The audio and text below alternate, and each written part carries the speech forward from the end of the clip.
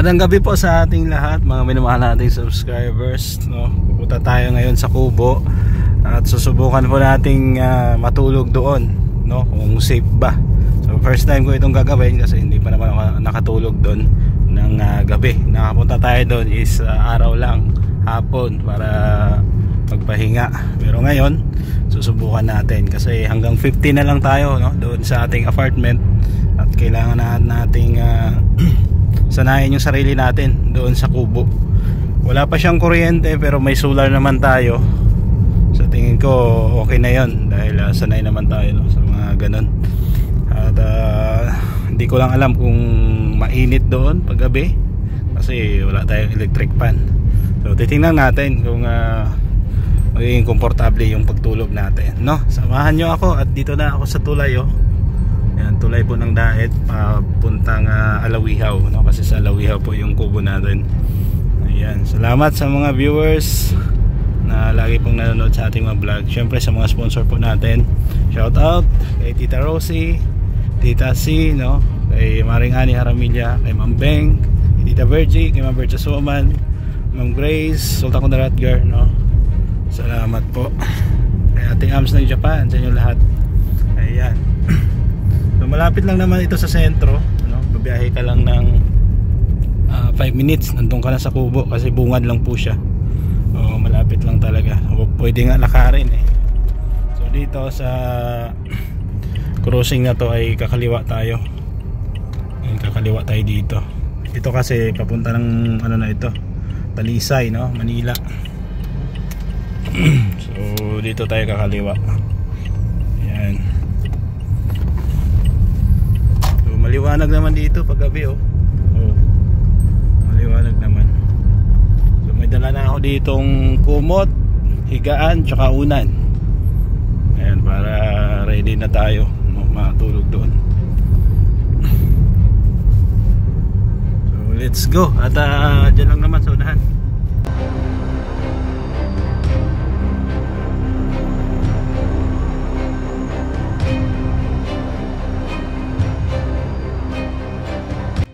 Ito po yung itsura dito, no, pag gabi. Ayan, ito yung palayan sa left side, yun din sa right side. At may solar naman siya. Yun nga lang, hindi siya ganong kaliwanag. So malapit na tayo dun sa tulay kasi kakanan tayo dun, papasok sa Lute, no? Ayan. So sa tingin ko tahimik naman dito, no? So masubukan, matry natin. Parang magpipesta dito, may mga banderitas,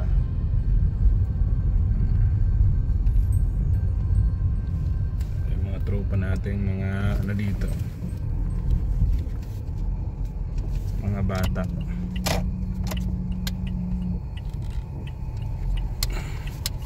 Yan, ganito kadilim. Ito na yung tulay. Ganito kadilim dito pag gabi. Oh, dilim. Pero sanay naman tayo, ano? Wala namang problema at sanay tayo mag-isa. Ganun, may mga banderitas. Magpipesta siguro tong lugar na to. O magpipesta ito. O magpipesta ito.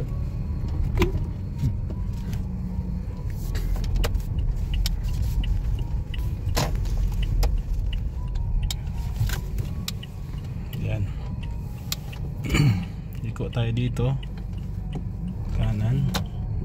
Ayan. So ito na yon, ito na yung way papunta doon, tapos kanan tayo ulit. Doon na yun mismo sa Kubo, no?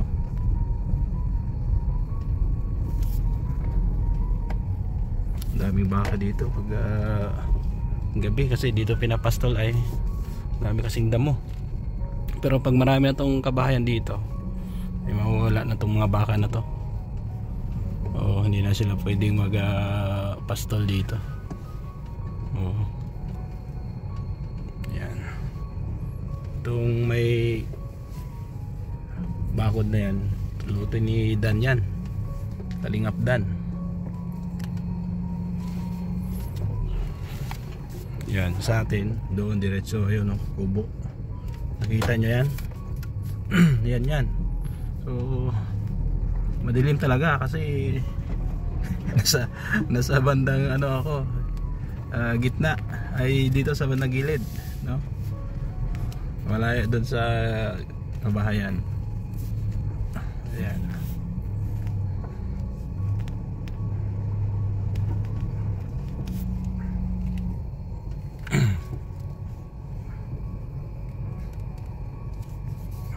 Ayos. Baba muna tayo at pasok na natin yung gamit at buksan ko yung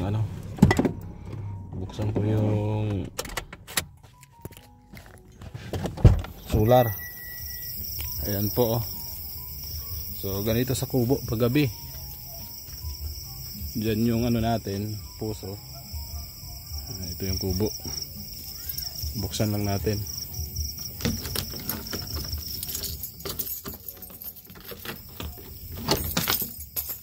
Yun lang. Laglag.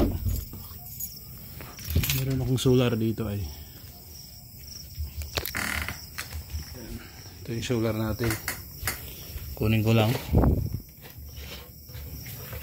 At lagay natin dito. May remote ito. Kasi yung remote andun sa loob ng kotse. Ayan, kunin ko lang muna. Sabit na muna natin dito solar. Yan, kunin natin yung remote dito ay.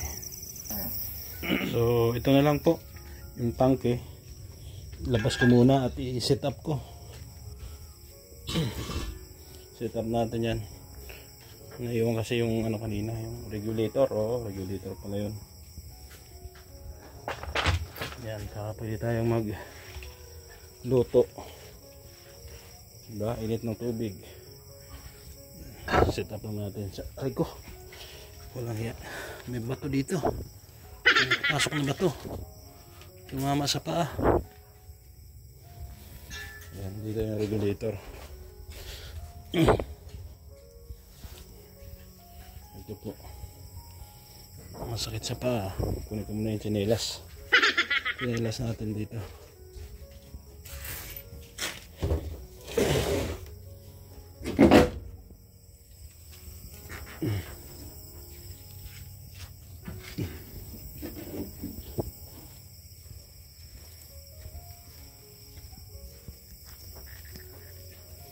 Yan. Ito yung kakabit natin, oh. Regulator. Yan. Kabit muna natin.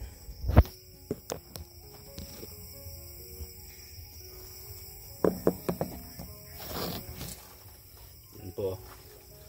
Kakabit natin to dito. Yan, ganyan.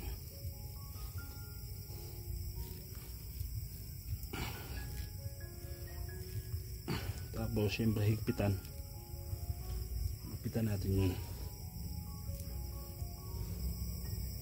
Saan yung screwdriver natin? Dito.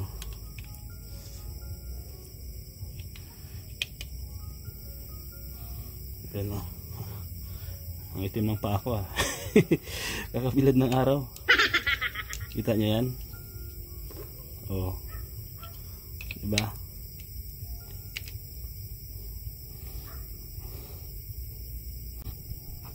Ito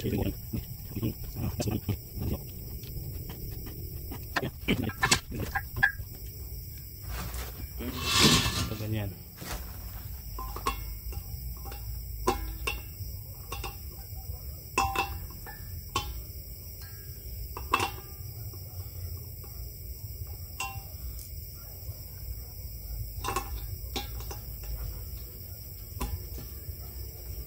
Yan. Kabit na, okay na. Okay na, nakabit na. Okay na siya. Usog lang natin konti dito. Yan. Testing natin, siyempre. Ayun oh, may apoy na oh. Wow! May apoy na siya. Distansya lang natin konti. Pwede na tayo magluto. Wala. Ayun. May apoy na. Yung takuri natin. Pwede ka na mag-init. Ayan. So medyo kinakalawang-kalawang na oh. Di pale. Pwede pa naman. Pagtsatsagaan pa lang naman. Ayan. Dito galing yung hose. Ayan, nagbutas tayo doon. Papasok dito. Ayan. Ang buwang gamit natin dito. So ayos. Diba? Bukas. So nung umaga, gusto magkape. Pwede ka na mag-init ng tubig. Kasi yung takore, nangitim ng sobra dahil ginamit natin yan doon sa ano, sa apoy, no? Doon tayo nag-init ng tubig. Gamit apoy kaya umitim. Pero kukuskusin lang yan, puputi din yan. So ayos na dyan. Nakapatay na ba yung tangke? Tingnan natin. Ayan, hindi pa pala. So kailangan nakapatayan. Para walang singaw. Ayos.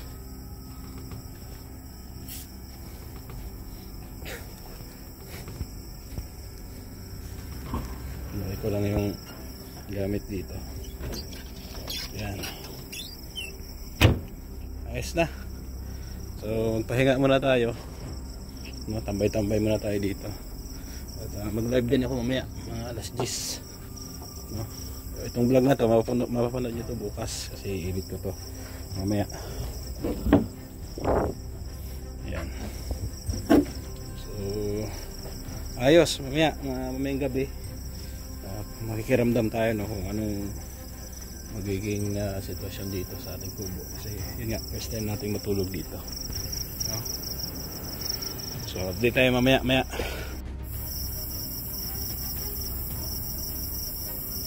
Time check tayo no, alas 8 ng gabi. Puro kuliglig po ang narinig natin. Ayan. Ito yung likod bahay natin.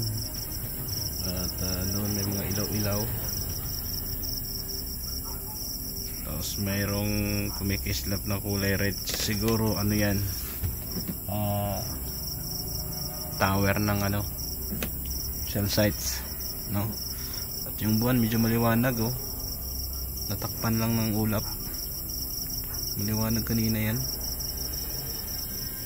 Ayan. So mamaya na lang ulit, update tayo. So yan po no, dito tayo matutulog. Ito yung una natin. Yan, may kumot din tayong kasama. Yan, dito tayo matutulog. Yung mga ibang gamit natin dito. Yan. Sa baba meron din. So okay naman sa labas, tahimik, puro kuliglig yung naririnig natin. At may solar po tayo dyan na iniwan na bukas sa labas no? Ayan. So higa na tayo, tulog na. Ayan.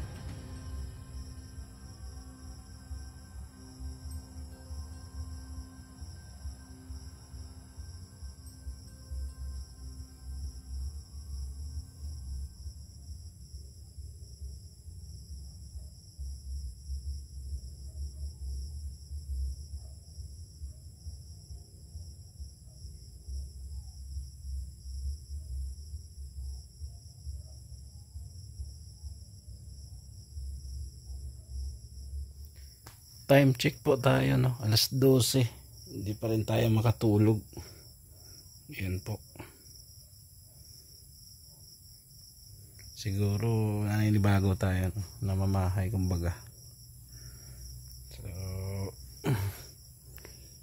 pilitin natin na makatulog tayo, no? Hindi pa kasi tayo masyadong inaantok. Pero sa bahay alas 12 nakatulog na ako doon. 11:30 dito hindi pa. Yan po.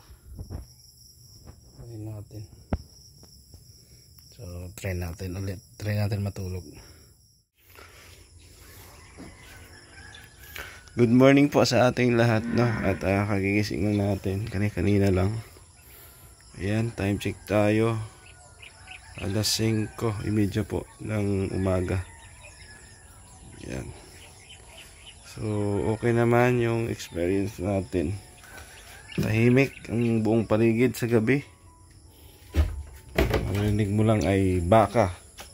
Kasi maraming baka ang nakapastol dito. Yan. So kung kumustahin nyo yung tulog ko, putol-putol, no? Siguro mga alas 2 na ako nakatulog. Pero hindi siya ganun ka tawag dito. Hindi gising yung diwa natin, no? Habang nakahiga. Siguro nanibago, namamahay. Nakatulog naman. Pero yun nga, putol-putol, no? Ayan, good morning sa inyong lahat. Ayos, no? Salamat sa Diyos sa isang magdamag na pag-iingat. At tayo po ay binigyan ng isang umaga safe, no? Ayan. Okay naman dito sa labas. Okay rin. Yung kotse natin. Walang gumalaw. Ayos. May mga baka lang talaga dyan sa mga gilid-gilid. So, thank you Lord. Salamat po sa iyong pagsama sa ating vlog, no? Sa buong magdamag po. Thank you sa mga sponsor. Maraming salamat din. Patuloy po nakasuporta syempre sa mga solid viewers natin. Thank you. Shout out kila Tita Rosie, Tita Si, Ate Vet, Ma'am Beng, Ma'am Grace, Ma'am Virtuous Woman, Tita Virgin ng Canada, Tita Fatima, Ate Ams ng Japan. Lahat po ng ating mga minamahal na viewers. Maraming salamat. Support kay Kuya Val Santos Matubang, Ate Edna Kalinga Prab, sa iyong lingkod, Gab Becerra. Ako'y magpapaalam muna pansamantala at magkakapi tayo. Ayan, nakapi tayo. Nakaset up na po yung natin dito. Yung gasol. Ayan po. Diyan na yan. Tataas mo lang.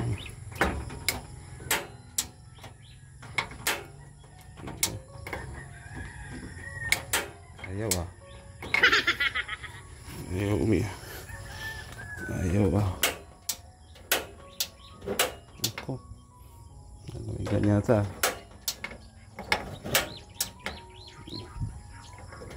Ganda ng gas.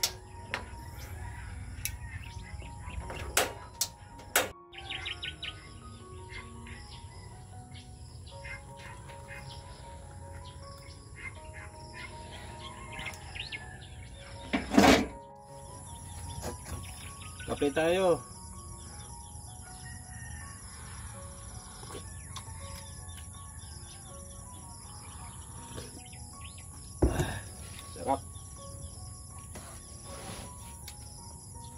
Bisera nagmula sa Negros Occidental, layunin ay tumulong sa mga nahihirapan karamihan.